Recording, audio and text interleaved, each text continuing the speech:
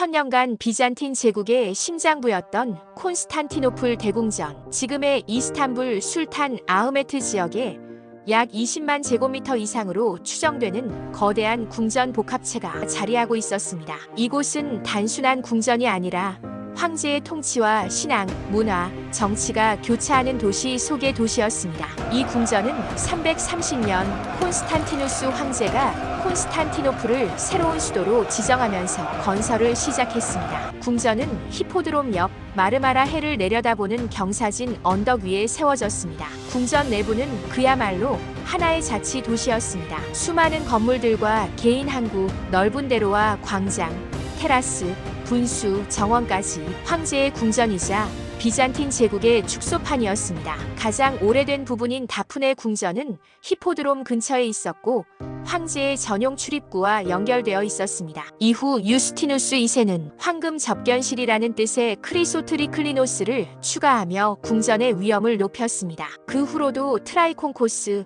츠카니스테리온, 네아 에클레시아 등 수많은 건물들이 약 1000년간 지속적으로 더해졌습니다. 이 궁전은 살아있는 제국 그 자체였죠. 대궁전 인근에는 또 다른 명소, 제욱시푸스 목욕탕이 있었습니다. 2세기 후반 로마 황제 하드리아누스 시대에 시작되어 세베루스 황제가 비잔티움을 재건하며 크게 확장했고 콘스탄티누스 황제는 콘스탄티노플을 수도로 삼으면서 이 목욕탕도 대대적으로 정비합니다. 이곳은 단순한 공중 목욕탕이 아니었습니다. 고대 그리스와 로마의 신화 속 인물들과 역사적 인물의 조각상들이 전시된 야외 미술관이었죠. 목욕을 하면서 예술 작품을 감상할 수 있는 공간, 로마 제국다운 호화로운 사치와 문화가 어우러진 장소였습니다. 그러나 532년 니카 폭동으로 목욕탕은 파괴됩니다. 유스티니아누스 1세가 재건했지만 과거의 조각상들은 복원되지 못했습니다. 이후 7세기부터는 제국의 위축으로 목욕 문화 자체가 쇠퇴했고 713년을 마지막으로 목욕시설로서의 기능을 멈추게 됩니다. 그 후 일부는 감옥, 일부는 비단 공장으로 사용되다가 16세기 오스만 건축가 미마르 신안에 의해 그 자리에 하세키 휘렘 술탄 하맘이 건설되면서 제욱시푸스 목욕탕의 마지막 흔적은 사라지게 됩니다. 이처럼 웅장했던 대궁전과 제욱시푸스 목욕탕도 결국 역사의 소용돌이를 피할 수 없었습니다.